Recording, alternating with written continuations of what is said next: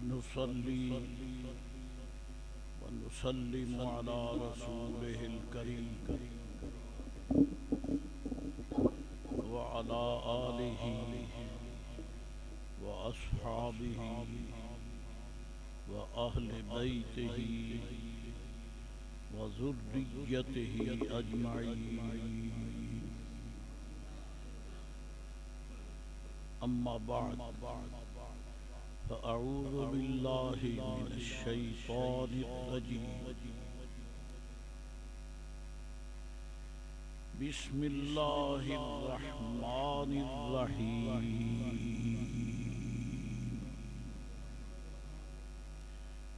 ولله العزة ولرسوله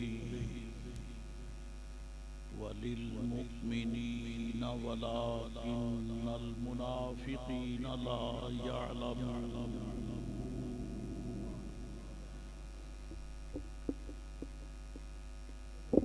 صدق الله مولانا العظيم وصدق رسوله النبي الكريم.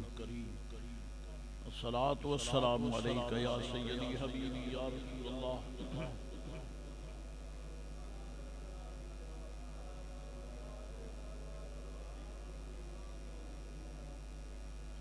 الصلاة والسلام عليك وعلى آلك وأصحابك يا حبيب الله.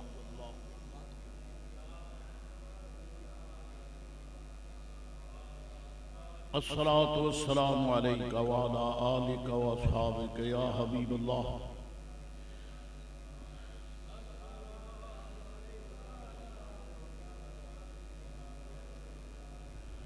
ذکر والی بغداد حضور غوث اعظم رضی اللہ تعالی عنہ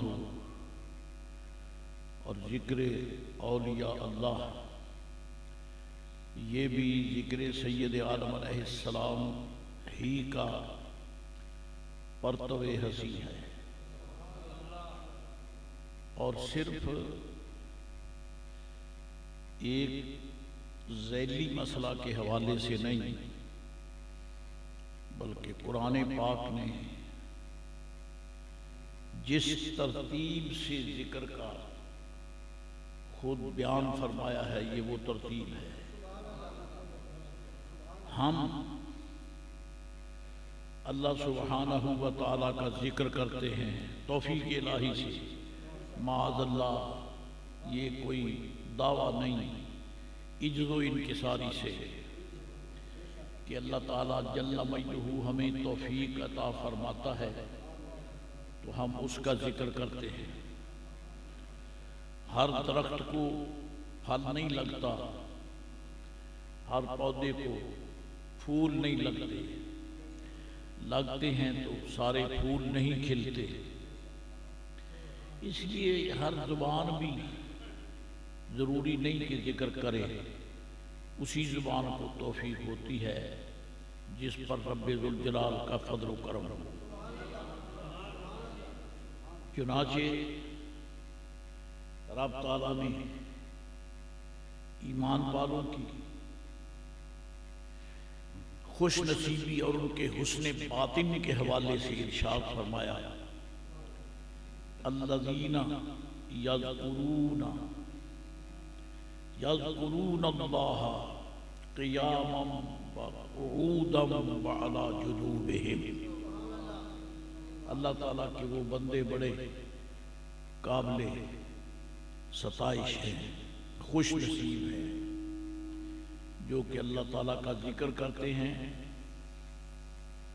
قیاما کھڑے ہوئے، وقعودا بیٹھے ہوئے، وعلی جنوبہم اور لیٹے ہوئے ہوں تو بھی ذکر الہی کرتے ہیں.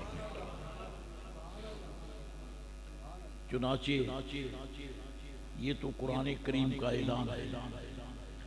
واقعاتی حوالے سے اولیاء اللہ کے ذکر میں بھی ہمیں یہ بات ملتی ہے کہ وہ اللہ تعالیٰ کا ذکر کرتے ہیں، کھڑے ہوں، بیٹھے ہوں، لیٹے ہوں، ہر حال میں ذکر کرتے ہیں. اور سلطان العارفین نے تو کمال کر دی ہے. حضرت سلطان العارفین سلطان باہو رحمت اللہ تعالی علیہ ورضی عنہ وہ تو یہاں تک کہہ گئے کہ جو دم غافل سو دم کافر، کہ جو سانس غفلت میں نکلتا ہے وہ دم جو ہے، وہ سانس جو ہے وہ کفر میں نکلتا ہے. اگرچہ میں روحانیت حضور سلطان العارفین سے ہزار مرتبہ معذرت، ادب اور تواضع کے ساتھ عرض کرتا ہوں، ورنہ جرت نہیں ہے. بڑی عظیم شخصیت کا اعلان ہے. میرے جیسا حقیر فقیر اور عبد ذلیل اس پر تبصرہ نہیں کر سکتا، لیکن اکابر صوفیاء کے مطابق یہاں سو دم کافر جو ہے، یہ کافر اس میں فاعل کفر سے نہیں ہے بلکہ کفران سے ہے. کفران ایک ہوتا ہے کفر جو ایمان کے مقابلہ میں ہے، ایک ہوتا ہے کفران جو شکر کے مقابلے میں ہے. یہ شکر کے مقابلے کا کفران ہے. یعنی جو دم غافل سو دم کافر، یعنی جس نے غفلت میں سانس لیا اس نے ذات حق کی ناشکری کی. اس کا حق نہیں بنتا تھا کہ وہ اللہ تعالیٰ کی یاد سے غافل ہو جائے. کیونکہ ہم دیکھتے ہیں، ہمارا مشاہدہ ہے، چھوٹا بچہ جسے ہم اور آپ شیر خوار کہتے ہیں، اسے پڑھایا نہیں جا سکتا، سمجھایا نہیں جا سکتا، سدھایا نہیں جا سکتا. لیکن آپ کو یہ تو پتا ہے کہ جب بلکتا ہے، جب روتا ہے تو کوئی خاتون بھی اسے اٹھا لے گود میں وہ چپ نہیں کرتا، لیکن جب ماں اٹھا کر اسے اپنے سینے سے لگاتی ہے وہ چپ کر جاتا ہے. تو مطلب یہ ہے کہ اس کا رونا چیخنا یہ ماں کی یاد میں ہے. اتنا سا بچہ ماں کو یاد کرتا ہے.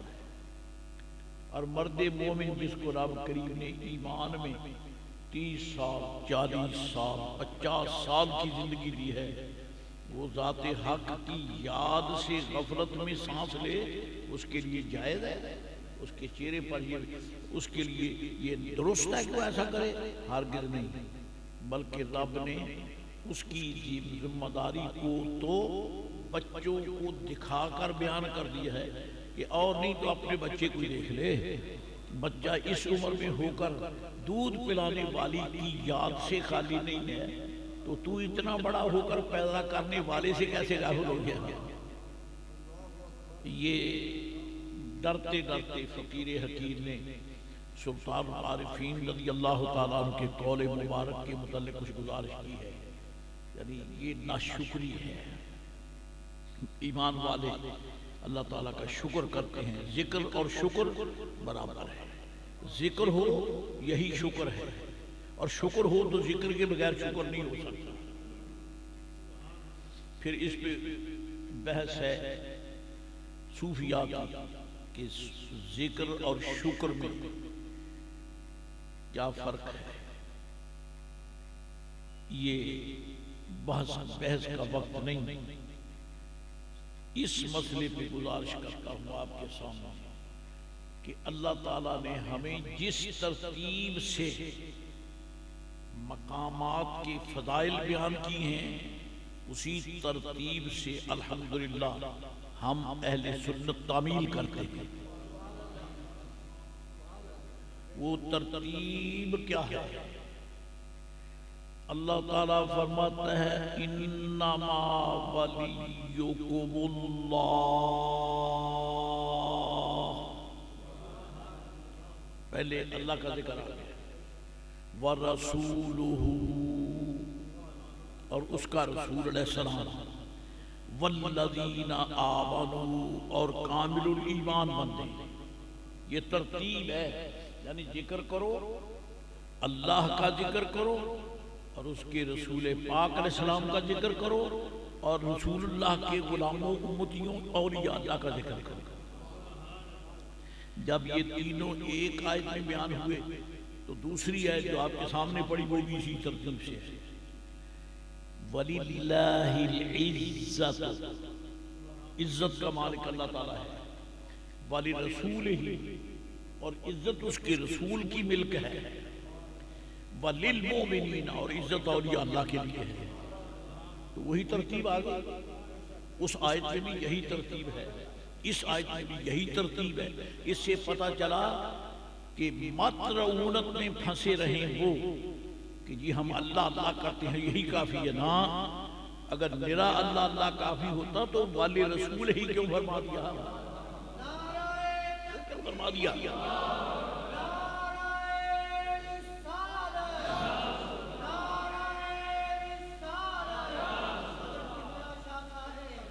اگر نرا اللہ کا ذکر کافی ہوتا تو وَرَسُولُهُ کیوں فرماتا؟ انما ولیکم اللہ ورسولہ، رسولہ کیوں فرماتا؟ اور صرف رسول پاک علیہ السلام کا نام لینا تو کافی نہیں ہے.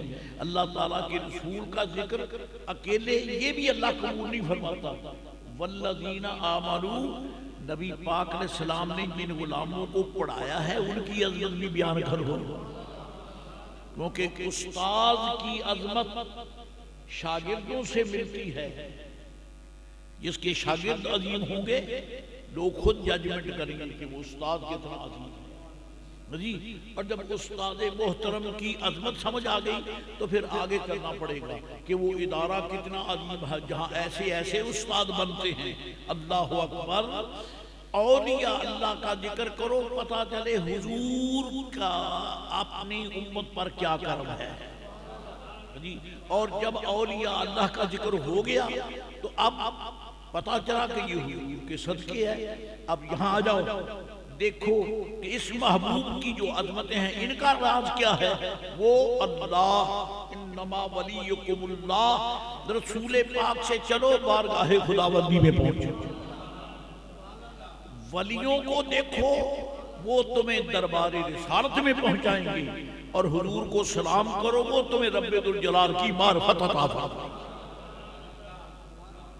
اس کے بغیر ترتیب ہے ہی نہیں.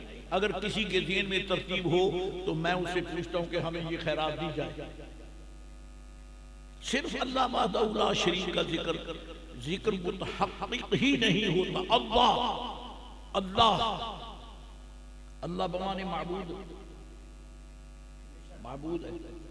تو پتہ تو تب یہ درخت بڑا بہترین ہے، بہت عظیم ہے، تو ہم تو اندھے ہیں، ہمیں کیا پتہ ہے. پہلے چکھاؤ تو صحیح اس کا پھل کیسا ہے، چکھاؤ تو صحیح اس کا پھل کیسا ہے.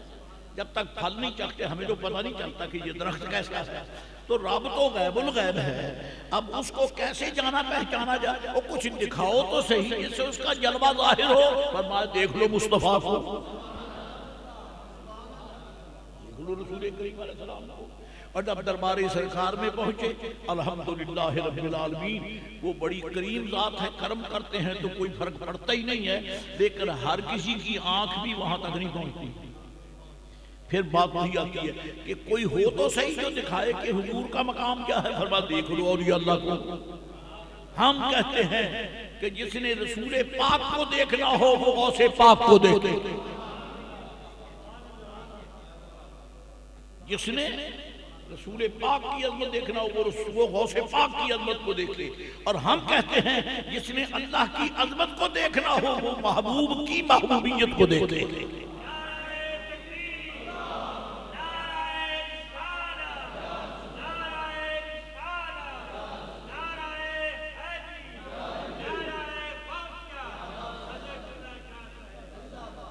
یہ سیڑھیاں ہیں، یہ سیڑھیاں ہیں.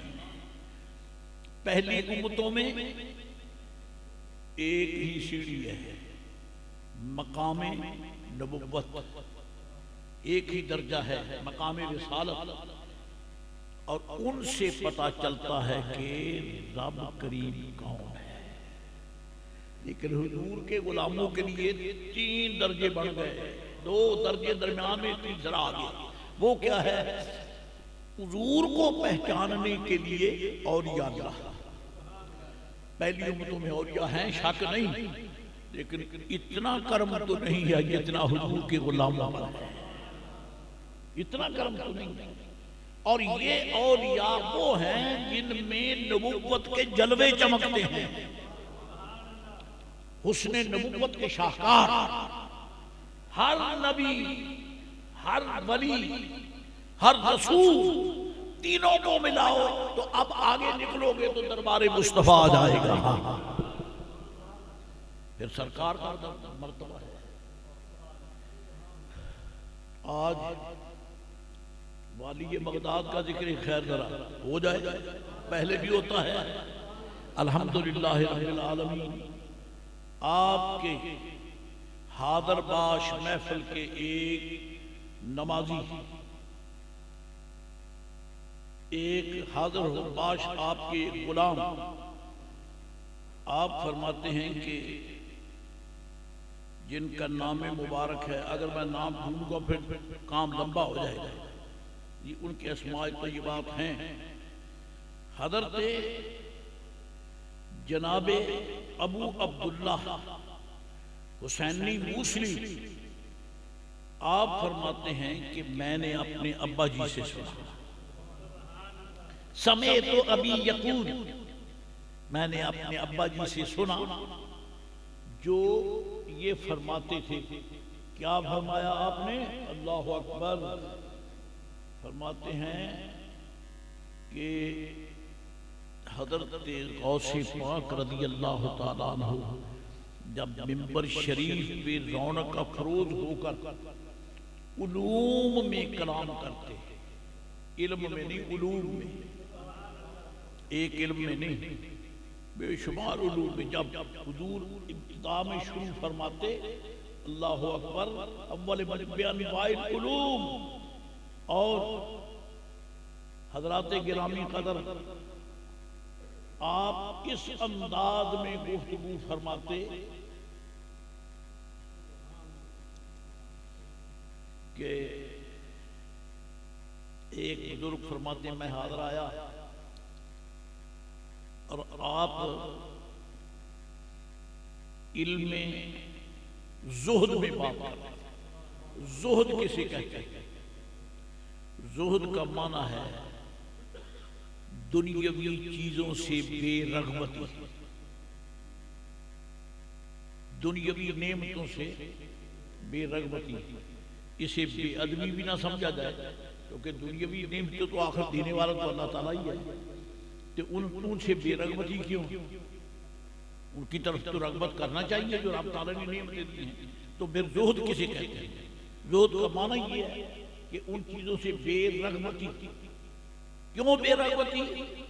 یہی تو مسئلہ سمجھنے والا ہے، جو اہل اللہ کا مقام ہے، جو ہمیں سمجھ نہیں آتا۔ وہ فرماتے ہیں یہ رب تعالیٰ کی بے ادبی نہیں ہے، بلکہ یہ ایک درجے سے اوپر چلنا ہے کہ ہم نعمت کو ہی نہیں دیکھتے، ہم پھر یہ دیکھتے ہیں کہ نعمت دینے والا کون ہے۔ اب اس طرح جب نعمت دینے والے کی توجہ کریں گے تو پھر نعمت سے توجہ ہٹ جائے گی۔ وہ ہٹنا بے ادبی نہیں ہے، بلکہ وہ حضرت منعم جل مجدہ کی معرفت کی طرف سفر ہے۔ یہ ہے زہد۔ غوث پاک زہد میں گفتگو فرما رہے تھے۔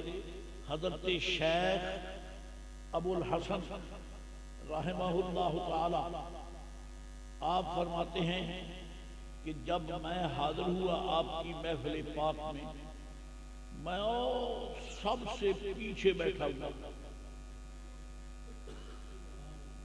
ان کا نام ہے ابو الحسن صاحب۔ ابو الحسن صاحب فرماتے موصلی بھی ہیں اور پھر یہ اندلسی بھی ہیں، مختلف نسبتوں سے۔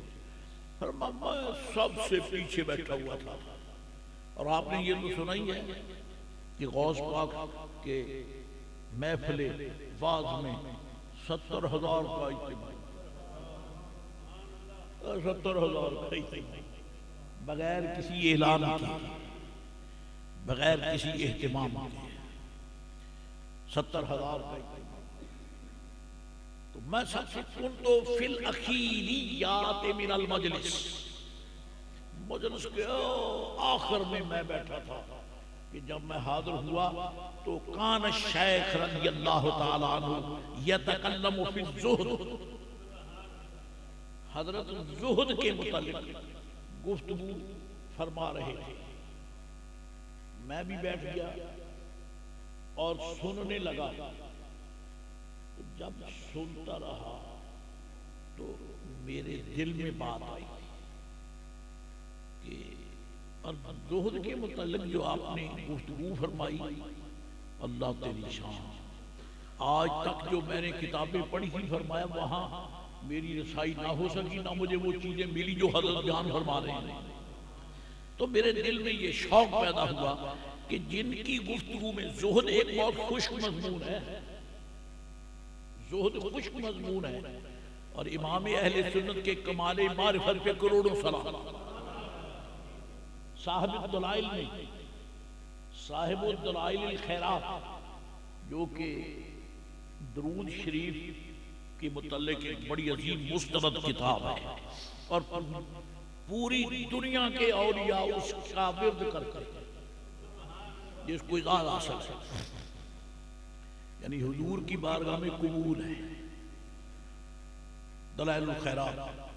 اور جس سلسلے کا یہ فقیر خادم ہے، اس سلسلے میں بھی اور دیگر سلاسل میں بھی اکابر اولیاء اپنے وابستگان دامن کو حکم دیتے ہیں کہ دلائل الخیرات کا پڑھ، یعنی ورد کیا گیا۔ تو صاحب الدلائل میں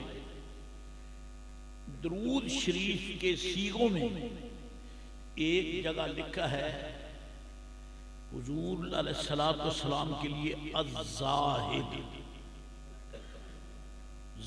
النبی الزاہد، اس کو پڑھ کر اعلیٰ حضرت فرماتے ہیں زاہد کا لفظ میرے نزدیک حضور پر جچتا نہیں۔ کیوں؟ زہد کا معنی ہے دنیا کی نعمت سے ہٹ کر نعمت دینے والے پر توجہ کرنا، یہی ہے۔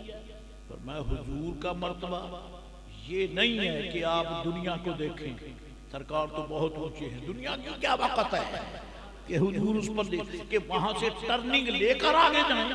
دنیا تو ان کے قدموں تلے مسری جا رہی ہے، حضور توجہ نہیں فرماتے، اور اس کی حقیقت طٰہٰ ما انزلنا علیک القرآن لتشقیٰ،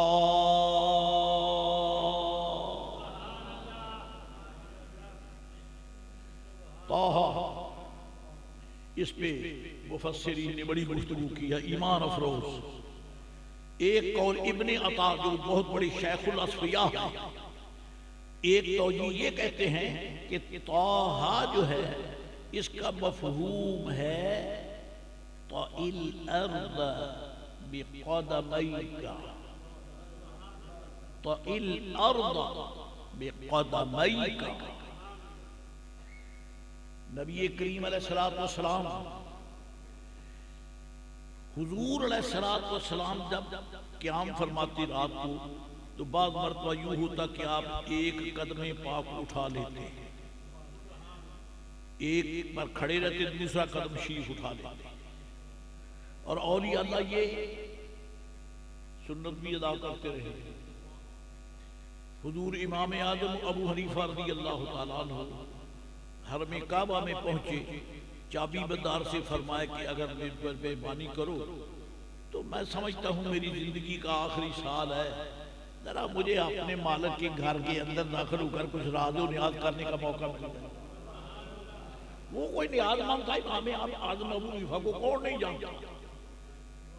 اس نے چابی دروازہ کھول دیا، حضور اندر داخل ہو گئے، اور جہاں حدیث پاک کے مطابق یہ واضح ہے کہ اس پلر کے ساتھ جہاں یہ ستون ہے، یہاں حضور علیہ السلام نے فتح مکہ کے لیے یہاں کھڑے ہو کر نفل پڑھے، اور کتابوں میں ملتا ہے کہ در باب الکرم جو ہے یہ کھلے تو سامنے جو اس پلر آتا دو دائیں طرف ایک ادھر طرف درمیان میں جو سامنے آئے گا نا وہ ستون ہے جس کے ساتھ کھڑے ہو کر حضور نے نماز پڑھی۔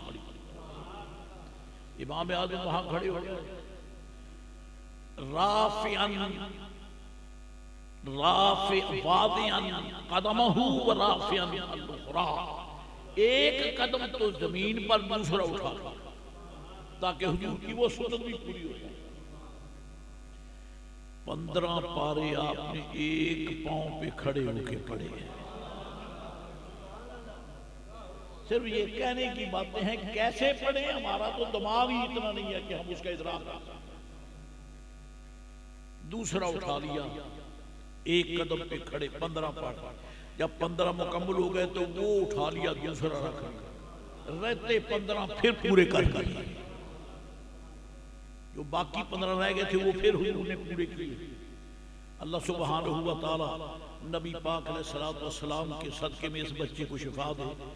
پچھلے جمعۃ المبارک اس کے آتے ہی بہت تکلیف ہوئی، الحمدللہ شکر ہے کہ اللہ کریم نے صحت بخشی ہے۔ حضرات گرامی، کہنا یہ ہے کہ آپ نے دوسرا قدم رکھا، جو پہلے اٹھایا تھا وہ رکھ لیا، اور جو پہلے رکھا تھا وہ اٹھا لیا، رکھتے 15 اس پہ ختم کیا۔ نبی پاک علیہ السلام کبھی کبھار ایسا فرماتے، قدم شریف رکھا دوسرا اٹھا لیا، جی اب یہاں سوہیا کا علم کام کرتا ہے، ظاہری علم میرے جیسوں کو سمجھ نہیں آتی کیا ہے، تو فرماتے ہیں کہ جب آپ نے ایسا کیا تو ظاہر ہے کہ ایک قدم پر کھڑے ہونا کو آسان تو نہیں ہے، 2 قدموں پر بھی دیر تک کھڑے ہونا مشکل ہوتا ہے، اور ایک پر تو پھر زیادہ اشکال ہوتا ہے۔ جی جب کھڑے ہوئے تو رب نے فرمایا طٰہٰ یا رسول اللہ دوسرا قدم بھی رکھ دے۔ یہ سفارش کیوں کی نبی پاک علیہ السلام سے؟ میں تو ڈر کے بغیر کہتا ہوں رب نے یہ سفارش کیوں کی؟ فرماتے ہیں اس کی وجہ یہ ہے کہ ایک قدم پاک کے نیچے ذرے جو تھے نا ان کو تو معراج ہو گئی، کہ ہمیں کرم ہو گیا ہم پر کہ ہمیں حضور کے طلبے کے ساتھ لگنے کا موقع ملا۔ دوسرے جو والے تھے نا وہ تڑپنے لگے، مولا محبوب نے قدم پاک اٹھا لیا، اگر رکھتے تو ہمیں بھی معراج ہوتا ہے، لیکن ہم ایسا نہ کر سکے۔ حضور نے قدم اٹھا دیا، اللہ نے جبریل لے کے فرمایا طٰہٰ یا رسول اللہ ذرے کہتے ہیں کہ ہم معلوم ہے دوسرا قدم ہی رکھ دیا۔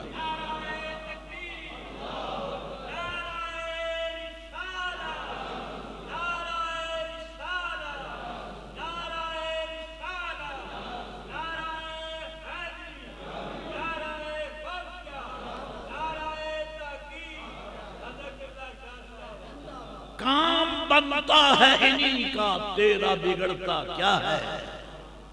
سرکار سے فرمایا قائل ارد بقدمیک یا رسول اللہ، دوسرا قدم لگا دیں۔ تو سرکار نے دوسرا قدم شریف بھی رکھا، پھر حضور دونوں قدموں پہ کھڑے ہوئے۔ والی بغداد غوث پاک رضی اللہ عنہ تو کہنا یہ ہے کہ حضور کے لیے یہ دنیا کی نعمتیں ان کی اس حوالے سے کوئی ویلیو ہی نہیں ہے، حضور کی عظمت کے سامنے ان کا کیا مقام؟ جس مقام پہ حضور ہیں، جن کو پیدا کر کے رب خود فرماتا ہے یہ میری نعمت ہے، یہ میری نعمت ہے۔ حضور کو اللہ نے اپنی نعمت قرار دیا۔ اب میرے آقا سے بڑھ کر آپ کے علاوہ اور کون سی نعمت ہے کہ جس کو ترک کریں تو زہد ہو؟ اعلیٰ حضرت کا نکتہ بڑا عظیم ہے، حضور تو خود نعمت ہے، تو کس نعمت کو چھوڑیں کہ زاہد بنے؟ فرمائے فقیر کو حضور پر زاہد کا لفظ بولنے کے لیے شرع صدر نہیں ہوئی ہے۔ اعتراض نہیں کیا کہ ولی پر اعتراض بھی صحیح نہیں ہوتا، دل کی بات بھی کہہ دی تاکہ مصطفیٰ کے حسن کو سلام بھی ہو جائے، ادب بھی ملحوظ رہے، سرکار کی عظمت کے متعلق گفتگو بھی ہو جائے۔ حضرات گرامی، آپ غوث پاک رضی اللہ تعالیٰ عنہ مقام زہد میں گفتگو فرما رہے ہیں، اور حضرت ابو الحسن سعد الخیف آخر میں بیٹھے سن رہے ہیں، آخر میں فرماتے ہیں کہ مجھے اتنا ذوق آیا کہ اس موضوع پر آج تک فقیر نے بڑی کتابیں دیکھی لیکن ایسے حقائق مجھے نہیں نظر آئے۔ پھر فرماتے ہیں کہ میں دل میں خیال آیا حضور غوث پاک کا دریائے کرم آج موج میں ہے، اگر حضور معرفت میں گفتگو کرے تو کیا بات ہے، زہد میں تو سبحان اللہ بڑی عظیم بات ہو گئی، اگر معرفت میں بات کریں تو کیا ہی بات ہے۔ جب میرے دل میں یہ بات آئی، حضرت نے اس مضمون کو وہیں بند کر کے معرفت کا ذکر شروع کر دیا۔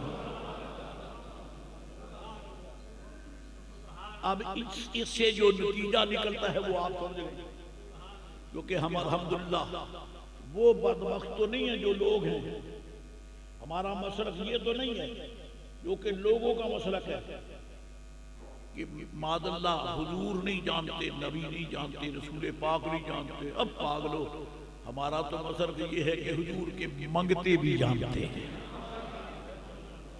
نبی کریم علیہ السلام کے منگتے بھی جانتے ہیں۔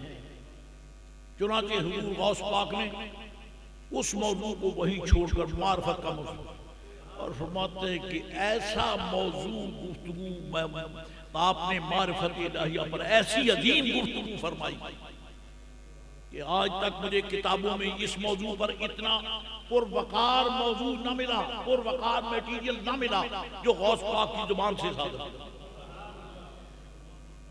چلتے چلتے جب ایک مقام تک پہنچے، میرے دل میں خیال آیا کہ لو کان یتکلم فی الشوق،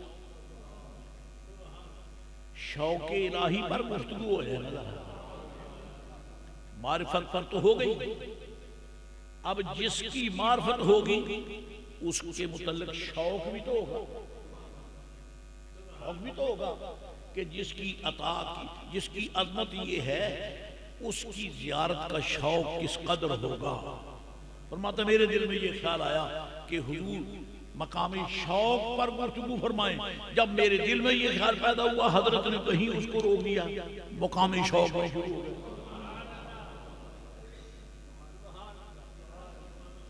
شروع ہو گئے۔ چنانچہ میں اپنا ظرف برتن ذہن کا، دل کا، سوچوں کا، ادراک کا برتن بھرتا رہا۔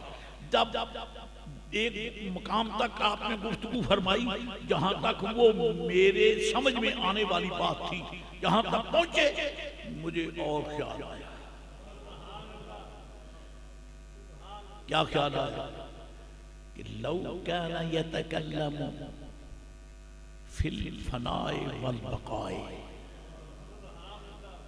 یہ بھی دو مرتبے ہیں، فنا فی اللہ، بقا باللہ، اللہ میں فنا ہونا اور اللہ کے ساتھ باقی ہونا، یہ فنا فی اللہ بقا باللہ ہے۔ لو کان یتکلم الغوث فی مقام الفناء والبقاء، اگر آپ فنا و بقا میں گفتگو کرتے تو کیا ہی بات تھی۔ فرماتے ہیں حضور نے شوق کے موضوع کو وہیں روکا، ادھر شروع ہو گئے۔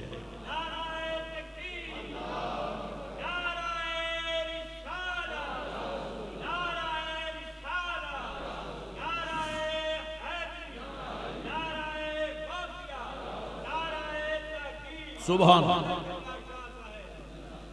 پھر حضور چلتے، آپ اندازہ فرمائیں کہ حضرت کی محفل پاک یہ نہیں ہوتی جھٹکی بٹکی ہوگی بس ختم، دیر تک گفتگو ہوتی۔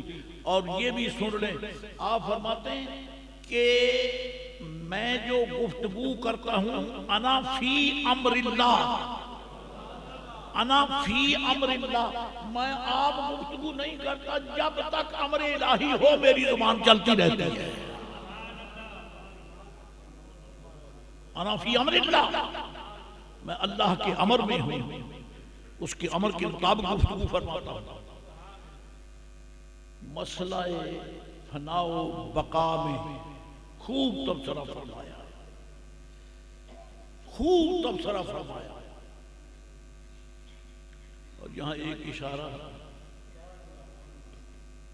باجزید بسطامی، یہ اب صوفیاء کے ان مدارج کا مقام ذکر خیر ہے. میرے جیسے نکمے کی رسائی تو کیا ہوگی ہم تو سوچ بھی نہیں سکتے، لیکن صرف اہل محبت کے یعنی ذہن کی ضیافت روحانیہ کے لیے سنا رہا ہوں کہ جس کے پلے کچھ پڑ جائے وہ مجھ فقیر کے لیے دعا کرے، اللہ کرے مجھے بھی کچھ مل جائے. سنا دیتا ہوں کہ کیا لکھا ہے. مولانا جلال الدین رومی آپ نے نقل کیا ہے، سرکار باجزید بسطامی رضی اللہ تعالیٰ عنہ، آپ کو رب کریم نے جو مرتبہ دیا، جنید بغدادی نے اس کی ترجمانی کی ہے. اور جنید بغدادی وہ ہیں جو میرے غوث پاک کے پیروں میں سے ایک پیر، سلسلے کے یہ ہوتے ہیں اس شجرے، تو اپنے پیر کے آگے ان کا پیر، ان کے پیر کے آگے ان کے پیر، ان کے پیر کے آگے ان کا، اس طرح چلتا ہے. ہاں جی. تو جنید بغدادی جو یہ غوث پاک کے پیروں میں شمار ہوتے ہیں. اور جنید بغدادی نے غوث پاک کے پیدا ہونے سے سینکڑوں سال پہلے بتا دیا تھا کہ ہمارے نسل میں ایک آنے والا آ رہا ہے، آنے والا آ رہا ہے. کنیکٹڈ ہوتے ہیں، چاہے عالم ارواح میں ہوں یا موجودات ہوں، یہ کنیکٹڈ ہوتے ہیں، ان کا رابطہ ہوتا ہے. کسی کو پتہ چلے نہ چلے یہ جانتے ہیں کہ آ کون چکا ہے، آ کون رہا ہے، آ کون رہا ہے، آ کون چکا ہے. فرماتے چلتے چلتے، شکریہ حضرت والی بغداد رضی اللہ تعالیٰ، ہاں حضرت مولانا روم فرماتے ہیں کہ حضرت جنید باجزید بسطامی ایک دن گفتگو فرما رہے تھے اور بات یہی چل نکلی فنا و بقا کی. فنا کا مطلب یہ ہے، سادہ سے لفظوں میں کیا کروں، میرے پلے کچھ نہیں سمجھا نہیں سکتا، لیکن یہ اتنی سی بات کہہ دوں کہ فنا کا مطلب یہ ہے کہ میں کچھ نہیں، تو کچھ نہیں، یہ نہیں میں کچھ نہیں، اپنی نفی کر دیتا. اور جو اپنی نفی کر دیتا ہے اس کو منفی ہونے کے بعد ہر صنف میں وہی نظر آتا ہے جس نے اس کو پیدا کیا ہے. فنا، یہ درجہ فنا ہے. اور پھر اس کے آگے جو امام عبدالوہاب شرانی نے گفتگو کی ہے، میں کیا کہوں، میرے پاس اتنا وقت بھی نہیں اور اتنی وسعت بھی نہیں ہے. میرے دوستو، غوث پاک گفتگو حضرت جناب باجزید بسطامی گفتگو کر رہے مقام فنا میں کہ فنا وہ ہے کہ اس کے ہوتے ہوئے بندہ اپنے آپ کو منفی سمجھے، کچھ نہیں، کچھ نہیں ہے، یہ سب مجال ہے، ایک ہی ہے. اس پر صوفیاء فرماتے ہیں لائٹ آ رہی ہے، روزن چھت میں ہے یا دیوار میں ہے، روشنی اندر آ رہی ہے، یہ کیا ہے؟ کہتا جی سورج ہے. کسی نے آگے پردہ رکھ دیا، کدھر گیا؟ یہ روشنی ہے، یہ روشنی ہے. آگے ہاتھ کر دیا، آگے ختم ہو گیا، روشنی تو نہیں آ رہی، وہ کدھر روشنی کدھر گئی؟ کہتا جی ہاتھ ہٹا دو روشنی آ جائے گی. فرمایا اس کا مطلب یہ ہوا کہ روشنی خود کچھ نہیں ہے. بتانا یہی چاہتا ہے، روشنی خود کچھ نہیں ہے. آگے ہاتھ رکھ دیا، یہاں آگے کوئی شے نہیں، اندھیرا ہی اندھیرا ہے. اگر اس کا وجود ہوتا تو اس کے آگے رکاوٹ کوئی نہ ہوتی. اصل میں بتانا یہ ہے کہ وجود روشنی کا نہیں ہے، وجود سورج کا ہے جو چمک رہا ہے. وجود سورج کا ہے جو چمک رہا ہے، اور جب قیامت ہوگی تو سورج بھی نہیں رہے گا، پھر پتہ چلے گا کہ وجود سورج کا نہیں ہے، پیدا کرنے والے کا ہے۔ ایسی کو گفتگو فرما رہے ہیں، چلتے چلتے جو فنا کی تجلی پڑی، اور نری فنا نہیں، بقا بھی ہے، کیونکہ دو پروں کے بغیر پرندہ نہیں اڑتا۔ آپ نے دیکھا ہے کبھی کوئی ایک پرندہ ایک ہی پر سے اڑے، ایک طیارہ ایک ہی پر سے اڑے؟ نہیں، ایک شخص صرف ایک ہی پاؤں پہ چلے، دیکھا نہیں؟ اللہ معاف کرے، ایسی مجبوری نہ ہو، کسی بیساکھی کے سہارے ہی چلتا ہے، وہ بیساکھی دوسرے قدم کا کام دیتی ہے، ورنہ دو پاؤں کے بغیر چل نہیں سکتا، دو پروں کے بغیر اڑ نہیں سکتا، پرندہ ہو تو دو پروں کے بغیر پرواز نہیں کر سکتا، اور مرد مومن جو سالک اللہ ہے وہ بھی دو پروں کے بغیر نہیں چل سکتا۔ ایک پر کا نام فنا ہے، دوسری کا نام بقا ہے۔ اگر میری فنا ہو تو وہ ختم ہو جائے، نظر آئے کچھ نہیں جہاں میں، ولی آئے کوئی نہیں، لیکن ولی ہیں تو ان کے دو بازو ہیں، یہ اس کے دربار میں فانی ہے، ان کے سامنے باقی ہے، باقی ہے۔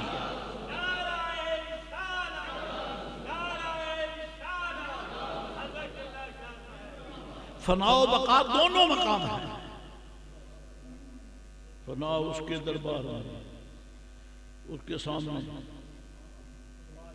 کچھ بھی نہیں، باقی ہیں اس کے حسن کی تجلی کی بدولت۔ تو اس موضوع پر میرا دل چاہا حضرت شیخ ابو الحسن سعد الخیر فرماتے ہیں کہ اگر آپ گفتگو فنا و بقا میں کریں تو کیا ہی بات، تو حضور نے شوق کا موضوع روک دیا، ادھر چل گفتگو شروع ہو گئی فنا و بقا کی۔ اللہ اکبر، اللہ اکبر۔ ہاں جی، وہ میں فنا کی بات کر رہا تھا باجی بستامی رضی اللہ عنہ کے حوالے سے۔ جب وہ اس پہ گفتگو کرتے کرتے اس مقام پر کسی ایک عروج کے نقطے پر چلے، وہاں پہنچ کر جب فنائیت تامہ ہو گئی نا، تو باجی بستامی اپنے تصورات میں نہ رہا، تو پکار اٹھے سبحانی ما آدم شانی، میں سبحان ہوں، میری شان کتنی بلند ہے۔ کہ باجی تو ہے ہی نہیں، وہ تو فانی ہے، باجی تو ہے ہی نہیں، کیونکہ وہ تو فنا میں نراقال نہیں ہے، حال بھی ہے۔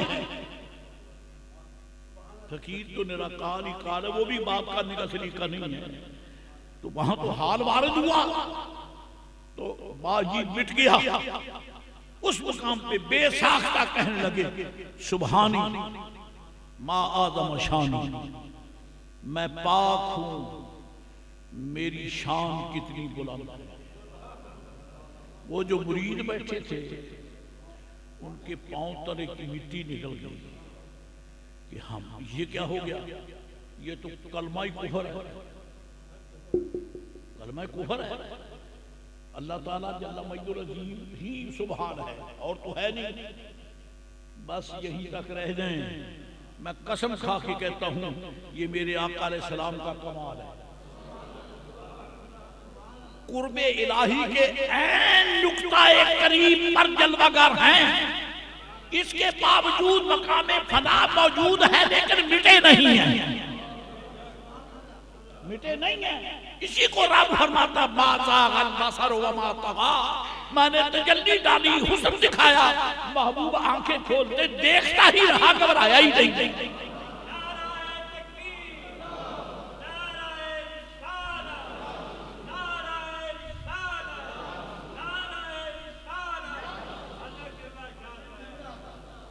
گھبرائے نہیں ہیں۔ یہ چلتے چلتے سرکار کے در دولت کو سلام کیا ہے کہ ایمان سلامت رہے، یہ تو ان کے فقیروں منگتوں کی بات ہے۔ سبحانی ما آدم شانی، مرید گھبرا گئے، یہ کیا ہو گیا، قہر ہو گیا، غضب ہو گیا کہ حضرت کے زبان سے وہ کلمہ نکلا جو جائز نہیں ہے۔ جب حضرت کا وہ حال منطفی ہوا، منجلی ہوا، کھل گیا، تو لوگ حیران، فرمایا کیا ہو گیا تمہیں؟ تمہارے چہرے پر ایسی مردنی چھائی ہوئی ہے. خیر ہے، پہلے تو گفتگو کرتا جب متوجہ ہوتا تو چہرے کھلے ہوئے، کیا تمہیں کیا بن گیا؟ تم تو موت کے قریب چلے گئے. عرض کی حضور جو بات آج آپ نے کی ہے کبھی کی نہیں ہے. فرمایا میں نے کیا کہا؟ آپ نے کہا سبحانی ما عظم شانی. فرمایا باجزید نے کب کہا ہے؟ فرمایا قسم بخدا باجزید نے یہ کہا ہی نہیں. اب مجھے یہ بتائیں، کہا تو ہے، کہا تو ہے، لیکن وہ فرماتے ہیں میں نے کب کہا؟ سچے نہیں ہیں، سچے ہیں اور وہ بھی جھوٹے نہیں ہیں، انہوں نے سنا ہے. اب اس سنگم سے ہم کیسے بچ کے گزریں؟ اس مجدار کی موجوں سے، موجوں کی مجدار سے، اس بھنور سے اس کشتی کیسے پار لگے؟ نہیں پار لگتی جب تک اللہ والوں کا دامن نہ پکڑیں. فرمایا باجزید نے کہا کب ہے؟ عرض کی حضور آپ نے کہا تھا. فرمایا اچھا اب جب اتفاق ہو تلواریں پاس رکھنا، تلواریں پاس رکھنا. جیسے ہی میری زبان سے نکلے دنا دن، جہاں تمہارا ہاتھ پہنچے میری گردن تک پہنچے تب بھی، میرے سینے تک پہنچے چھرا گھونپ دو، میرے پیٹ میں تو اس کو چھرا گھونپ دو. جہاں بھی تمہارا نیزہ تلوار بھالا برچھا پہنچے مار دو، گھبرانا نہیں ہے. میرا خون معاف، باجزید پہ وار کر دینا، میرا خون معاف. خدا کی قدرت کسی وقت یہ موضوع پھر چل نکلا، کیونکہ اولیاء اللہ کی تو خوراک ہے. امام عبدالوہاب شعرانی رحمہ اللہ فرماتے ہیں کہ اگر کوئی اعتراض کرے کہ یہ گفتگو ایسی کرتے کیوں ہیں جو سمجھ میں نہیں آتی، تو فرماتا تمہیں کہا کس نے ہے کہ وہ خوراک کھاؤ جو تمہارا معدہ برداشت نہیں کرتا؟ تمہیں کس نے کہا ہے؟ اگر تمہیں پراٹھا تکلیف دیتا تو خشک روٹی کھاؤ. جان کے مرتے ہو، پیٹ میں اتنی ہمت نہیں معدے میں، اور بہترین مرغر غذا کھاتے ہو تو پھر پیٹ خراب ہی ہوگا، ہیضہ ہی لگے گا، اور کیا ہوگا؟ اگر نہیں ہضم کر سکتے تو خشک روٹی کھاؤ. اگر بہت نہ کھاؤ، تھوڑا کھاؤ جتنا برداشت ہو. جب تمہارا معدہ ہی روحانی ایسا نہیں ہے تو مت کھاؤ. بس یہی ہے. امام عبدالوہاب فرماتے ہیں اونچے صوفیاء کی کتابیں نہ پڑھا کرو، تمہارے بس کی بات نہیں ہے. تمہارے پاس اتنی ہمت نہیں ہے، تم اتنے شہباز نہیں ہو کہ پرواز کر کے چوٹیوں کو سر کر جاؤ. تم تو زمین میں دھکے کھاتے پھرتے ہو. تمہیں کیا مزہ ہے؟ تمہارا کیا مرتبہ ہے؟ ایک وقت پھر وہی بات آئی تو حضرت کی زبان مبارک سے وہی جملے پھر بس چونکہ حضرت نے ان کو اجازت دی تھی اور سامعین بھی تعمیل حکم شیخ میں اس قدر عظیم تھے کہ گھبرائے بغیر زن تلواریں شروع. جہاں کسی کا ہاتھ پہنچا اس نے تلوار مار دی. اور عجیب حالت یہ تھی کہ محفل میں خون بہ رہا ہے، لیکن جس نے حضرت کی گردن پر تلوار ماری اس کی اپنی گردن گئی. جس نے بازو پہ تلوار ماری اس کا اپنا بازو گیا. جس نے پیٹ میں چھرا گھونپا اس کا اپنا پیٹ چھک ہو گیا. جسم تڑپ رہے ہیں، خون بہ رہا ہے. خدا کی قدرت. حضور پھر منجلی ہوئے، پھر توجہ کی، پھر واپس آئے. دیکھو یہ کیا ہو گیا؟ اب یہ حضور مر گئے ہم تو. کیا ہو گیا تمہیں؟ خودکشی کرتے ہو؟ اب کی حضور آپ نے وہی کہا تھا سبحانی ما عظم شانی. آپ نے فرمایا تھا تلوار مارنا. اگر ابو باجی یہ کہے، فرمایا وہ سمجھے نہیں تھے. جب میں نے یہ کہا تھا میں تھا ہی نہیں، وہی کہا جو کہہ رہا تھا.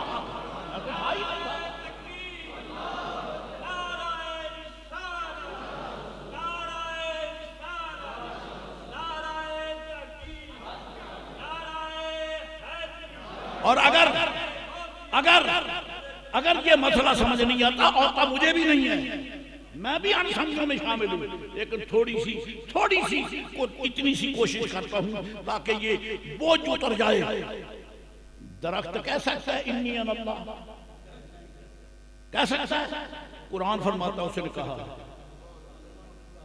قرآن فرماتا ہے کہ درخت نے انی انا اللہ یہ کہا ہے، لیکن تمہیں تو نہیں کہا، یہ تو موسیٰ علیہ السلام سے کہا ہے، تمہیں تو نہیں کہا، یہ تو موسیٰ علیہ السلام سے کہا ہے۔ اور اگر سبحانی ما آدم شانی کہا ہے تو یہ اس نے باجرین کے لیے کہا ہے، تمہارے لیے تو نہیں کہا ہے نا۔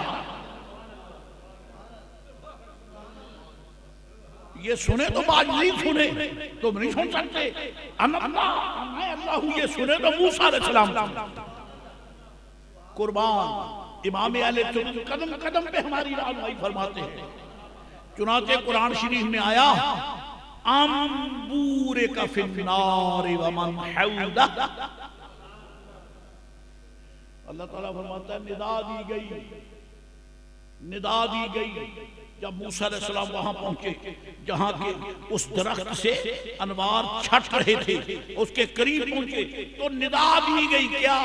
ام بورک من فی النار، وہ بابرکت ہے جو آگ کی تجلی گاہ میں ہے۔ میں قسم کھا کے کہتا ہوں احمد اللہ کے بغیر یہ ترجمہ کوئی کر ہی نہیں سکتا۔ بورے کا من فی النار، کسی نے یہ ترجمہ کر دیا کہ وہ برکت والا ہے جو آگ میں ہے، جو آگ میں ہے۔ کس نے کہا تھا ترجمہ کرو؟ کہتا مان میں نے کون ہے، شیب میں نے نار میں نے آگ، تو ملاؤ تو اس کا مطلب یہ کون ہے آگ میں، کون ہے آگ میں، لو ترجمہ ہو گیا۔ پھر اس سے کون مراد ہے؟ کہتا وہ ہے جو بابرکت ہے۔ وہ کون ہے؟ کہتے ہیں تبارک اللہ، اللہ ہے، یعنی اللہ آگ میں ہے۔ حضرت جی یہ خارزار بات بھی ہے، قرآن پاک کا ترجمہ کرنا ہر کسی کے پاس روگ نہیں ہے۔ تو ترجمہ کر گئے کہ وہ برکت کیا ہے؟ وہ برکت والا جو آگ میں ہے۔ کون آگ میں ہے؟ کہتے اللہ، لا حول ولا قوت الا باللہ۔ وہ تو آگ سے بچاتا ہے کہ خود آگ میں ہے۔ یہ ہے کوئی ترجمے کا روگ؟ احمد رضا تیری تربت پہ کروڑوں سلام، خدا کی قسم ترجمہ کیا کہ عظمت الوہیت بھی صاف چمکتی نظر آتی ہے، قرآن کے لفظوں کا ترجمہ بھی معیاری ہے، اور موسیٰ علیہ السلام کی عظمت کو سلام بھی ہو رہا ہے۔ کیا ترجمہ کیا؟ حضرت تعالیٰ فرماتے ہیں بورے ندا دی گئی کیا؟ ہم بورے کا من فی النار، کہ وہ بابرکت ہے جو آگ کی تجلی گاہ میں ہے۔ وہ بابرکت ہے جو آگ کی تجلی معلوم ہوتا ہے کہ آگ کی تجلی میں وہ نظر آ رہا ہے، اور جو نظر آ رہا ہے وہ خدا تو نہیں ہے، وہ تو موسیٰ ہے۔ جو نظر آ رہا ہے وہ خدا تو نہیں ہے، وہ تو موسیٰ ہے۔ تو اللہ نے فرمایا میرا موسیٰ بڑا بابرکت والا ہے، موسیٰ بڑا بابرکت والا ہے، نبی ہوتا ہی بابرکت ہے، نبی ہوتا ہی بابرکت ہے۔ عیسیٰ علیہ السلام فرماتے ہیں وَجَعَلَنِي مُبَارَكًا، اللہ نے مجھے بابرکت کر دیا۔ ادھر موسیٰ سے فرمایا یہ بھی بابرکت ہے، تو عیسیٰ بھی مبارک، موسیٰ بھی مبارک، تو مصطفیٰ کتنے بابرکت ہے۔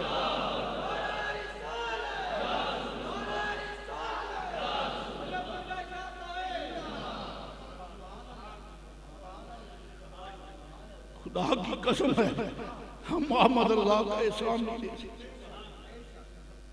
جس کے کلم حقیقت رقم نے ہمیں معرفت کے وہ مسائل بڑے ہلکے انداز میں سمجھا دیے ہیں۔ بورے کا من فی النار، وہ بابرکت ہے جو آگ کی تجلی گاہ میں ہے۔ یعنی موسیٰ علیہ السلام پہلے تو آپ شعیب علیہ السلام کی حسن نبوت کے جلووں میں تھے مدین میں۔ پہلے تو آپ میرے رسول شعیب علیہ السلام کی نبوت اور رسالت کے جلووں میں تھے۔ اب آپ جہاں پہنچے ہیں یہ شعیب کو کو رسول بنانے والے کے جلووں میں آ گئے،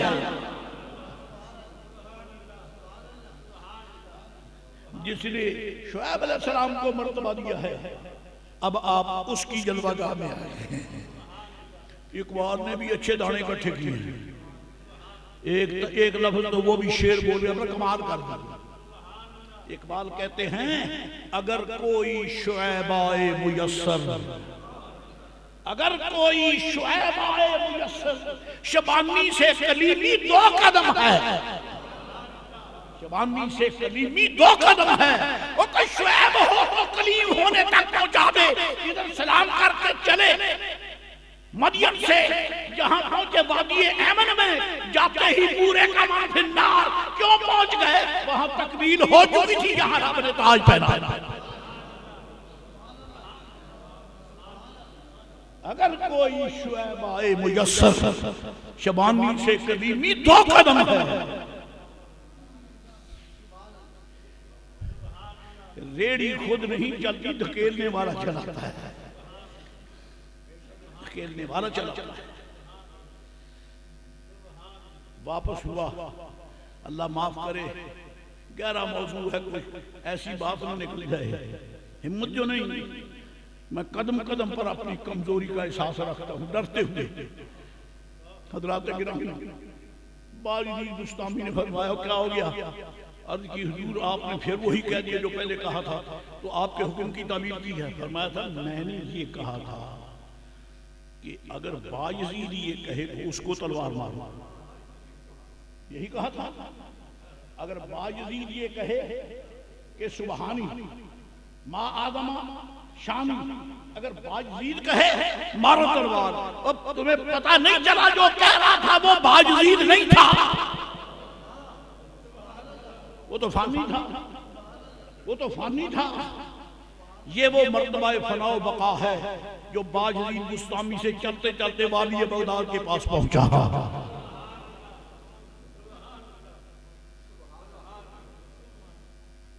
شیخ ابو الحسن سعد الخیف فرماتے ہیں میرے دل میں خیال آیا کہ کیا ہی بہتر ہو اگر اب مقامی شوق سے جدا باندھا، فنا و بقا کے متعلق حضور گفتگو فرمائے۔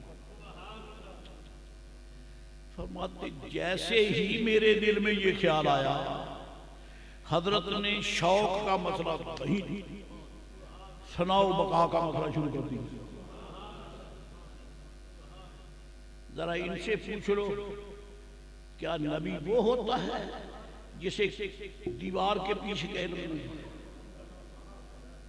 وہ فرمائیں گے تیرے منہ میں گندگی، بکواس کرتا ہے۔ ہم نے تو ان کے منگتوں کو دلوں کی بات پر گفتگو کرتے ہوئے دیکھا ہے۔ اس کے دل میں بات آئی، حضرت شیخ ابو الحسن الخیف سعد رضی اللہ تعالیٰ کے دل میں بات آئی، لو کان یتکلم فی البقاء فناء والبقاء، شروع ہو گئے۔ ان کے دل میں بات آئی، یہ شروع ہو گئے، چلتے رہے۔ فرماتے ہیں کہ جب جہاں تک خدا کو منظور ہوا، اب پیاسا جب تک اس کی پیاس نہ بجھے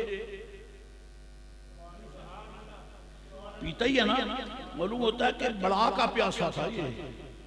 یہ شیخ ابو الحسن بڑا کے پیاسے تھے اور خوش نصیب تھے کہ زمزم غوث کے سامنے آ گئے، سرچشمہ زمزم غوث آدم کے پاس آ گئے۔ جی فرمایا مجموعہ خوب پلایا، سننے والے بیٹھے ہیں، نہیں پتا کہ یہ ایسے ٹرننگ کیوں ہو رہی ہے، کبھی زہد ہے تو کبھی جناب محترم زہد سے آگے معرفت ہے، کبھی معرفت سے آگے شوق ہے، کبھی شوق سے آگے فنا و بقا ہے۔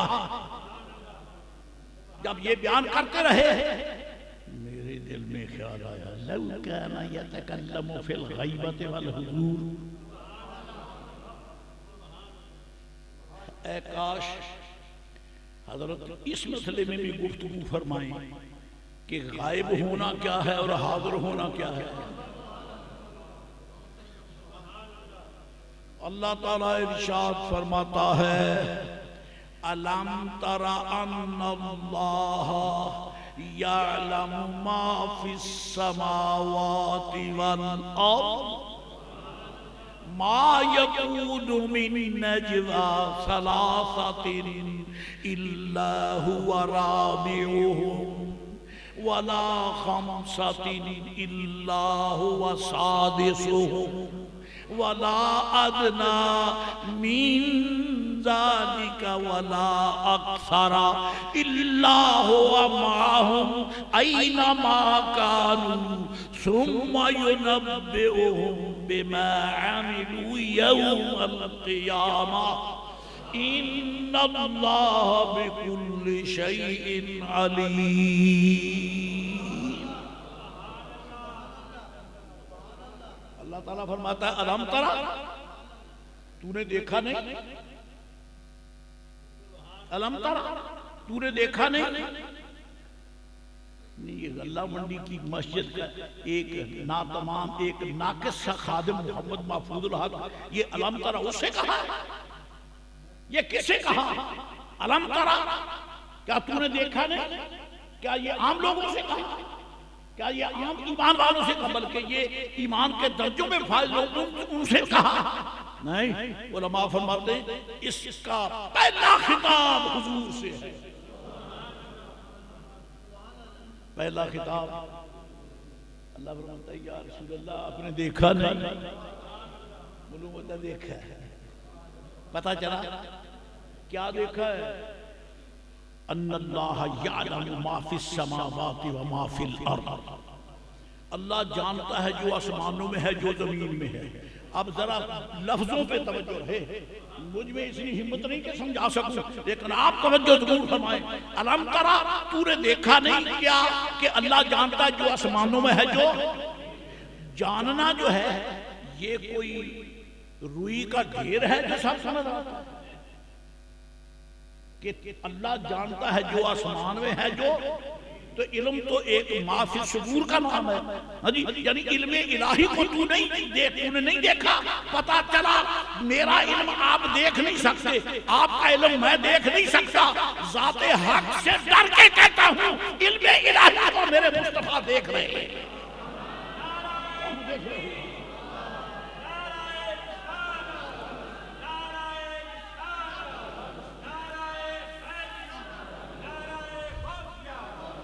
الم ترا، الم ترا، کیا تم نے دیکھا نہیں؟ اللہ جانتا ہے جو آسمانوں میں ہے جو، پھر اس کی وضاحت ہو گئی ما یکون من نجوی ثلاثہ الا هو رابعهم، اگر تین آدمی سر جوڑ کے گفتگو کرے چوتھا وہ ہے. چوتھا بھلا یہ کیوں نہیں جانے؟ میرے آقا کیوں نہیں جانے؟ کیونکہ تین سے بات شروع ہوئی ہے. اگر توجہ رہے تو مسائل بڑے قرآن پاک بیان کرتا ہے. ما یکون من نجوی ثلاثۃ، تین اگر سر جوڑ کے بیٹھیں اللہ ہوا رابعہم، اللہ ان کا چوتھا. اور محبوب سے فرمایا تو نے دیکھا نہیں؟ معلوم ہے کہ میرے آقا ایسا مقام دیکھ چکے ہیں. اب مڑو پیچھے کی طرف کہاں دیکھ چکے ہیں؟ خدا کی قسم ہے یہ قارے سال میں دیکھ چکے ہیں. یہاں تو تین سے سٹارٹنگ ہے، وہاں دو ہے. فرمایا تو دو تھا، میں تیسرا، اور تین ہوں میں چوتھا.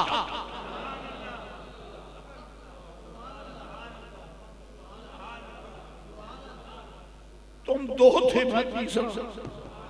اور قرآن شریف فرماتا ہے، قرآن شریف فرماتا ہے لا تحزن، ابو بکر ڈرنا، غم نہ کر، غم نہ کر، ان اللہ معنا، اللہ ہم دونوں کے ساتھ ہے. اللہ ہم دونوں کے ساتھ ہے. اللہ اس کا والد الحمد للہ پیارے تم نے دیکھا نہیں؟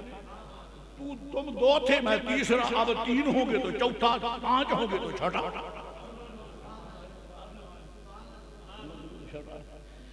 صوفیاء کے مقام کو درک کون رکھتا ہے؟ اس کا کون سمجھا سکتا ہے؟ لیکن سب مسائل اور حقائق قرآن کریم میں ہیں. میں نے تو یہ کہا تھا کہ باجزید اگر کہے تو مار دو تلوار. اصل میں وہ یہ نہیں فرما رہے کہ یہ کہنا جائز ہے. خدا کی قسم ہرگز جائز نہیں. یہی وہ نقطہ ہے جو میرے غوث پاک نے منبر شریف پہ بیان کیا. فرمایا مشہور صوفی جس نے انا الحق کہا، کون؟ ڈرتے نہیں، سیدھے بتاتے انا شیخ منصور کہہ چکے انا الحق، تو ان پہ شریعت لگی، انہوں نے گردن جھکوا دی. کیوں؟ شریعت کیا ہے؟ سرکار کی ذات. شریعت کے سامنے جھک جاؤ، یہ کسی کا نتیجہ فکر نہیں ہے، یہ میرے آقا ہے. وہ بڑا بے غیرت ملا ہے، بے غیرت بے حیا، جو یہ کہتا ہے کہ رسول دین نہیں بنا سکتا، رسول شریعت نہیں بنا سکتا. ارے پگلے کہیں کہ تجھے قرآن کس نے دیا ہے؟ ایسا بے حیا ہے، کہتا ہے رسول حکم نہیں دے سکتا، شریعت نہیں بنا سکتا. بے ایمان کہیں کہ شریعت بنائی مصطفیٰ نے، بنائی مصطفیٰ نے.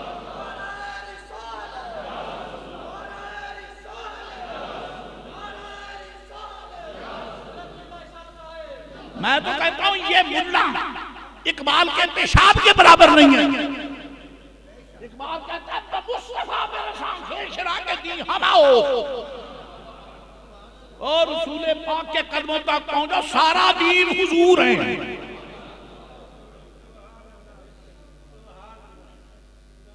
اور یہ لال مسجد کا گندہ اور ناپاک عنصر بکتا ہے کہ نبی حکم نہیں بنا سکتا، حکم شریعت نے کا حکم نہیں دے سکتا. یہ کیا ہو رہا ہے؟ شریعت میرے آقا کی اذانوں کا نام. اور خدا فرماتا ہے یبین لکم، حکم میں بیان کرتا ہوں، بیان مصطفیٰ فرماتا ہوں. میرے حکم کا اعلان کیا ہے؟ مقصد کیا؟ حضور سے پوچھو. یہ آقا مقام علیہ السلام. علماء فرماتے، صوفیاء فرماتے ہیں مقام المبین مراد ہی تعالی. حضور کا مرتبہ چٹھی انسان کا نہیں، میرے آقا چٹھی انسان نہیں ہے، حضور قاصد نہیں ہے، میرے پیغام لانے والے نہیں ہیں. هو المبین عن المراد، کہ قرآن کے لفظ سے خدا کی کیا مراد ہے یہ مصطفیٰ بیان کرتے ہیں.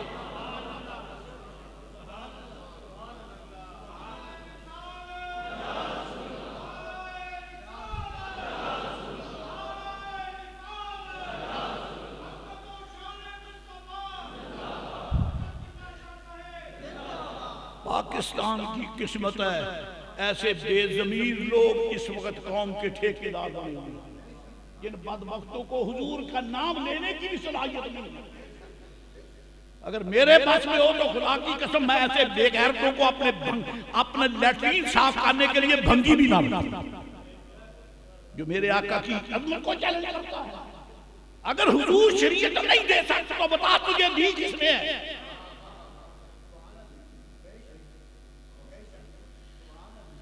یہ دوسرا موضوع ہے. چلتے چلتے درمیان میں بات آگئی، دل کا درد آپ کے سامنے رکھ دیا ہے. دعا کیا کرو، پاکستان اس وقت بڑی مشکل میں ہے. اگر کارکشا، اگر کام کرنے والے ان کو یعنی ناخدائی کا سلیقہ ہوتا، اگر وہ کشتی کو چلا سکتے تو ہمیں دکھ نہ ہوتا. ہیں ہی سارے اندھے، سب اندھا ناتراش ہیں، سب اندھے ہیں. کیا کہیں، اللہ بچائے. جو شریعت کے نام پر دنیا کا قتل عام کر رہے ہیں، ان بدبختوں کو بھی پتہ نہیں کہ اسلام کا معنی کیا. اللہ معاف کرے. حضرت جی باجدید مستان غوث پاک رضی اللہ تعالی مقام فنا و بقا شروع کر دیا. پھر میں نے سوچا کہ غیب تو حضور کا بیان کرے، مرتبہ غیبیت کیا ہے، مرتبہ حضور کیا ہے، وہ وہی روک دیا. غوث پاک اس طرف تعلق رہے.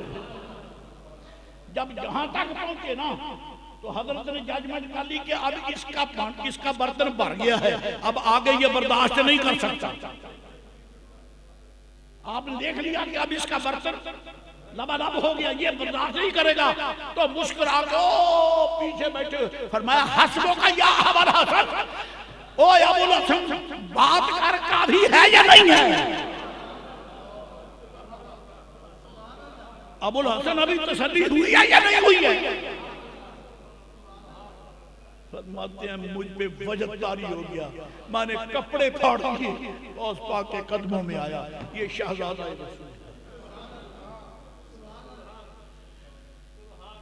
جب آپ بات فرماتے تھے تو کیفیت کیا ہوتی تھی، اب ٹائم نہیں ہے، اتنا ہی کافی ہے، اگر توفیق الہی ہوئی تو انشاءاللہ پھر وآخر دعوانا الحمدللہ رب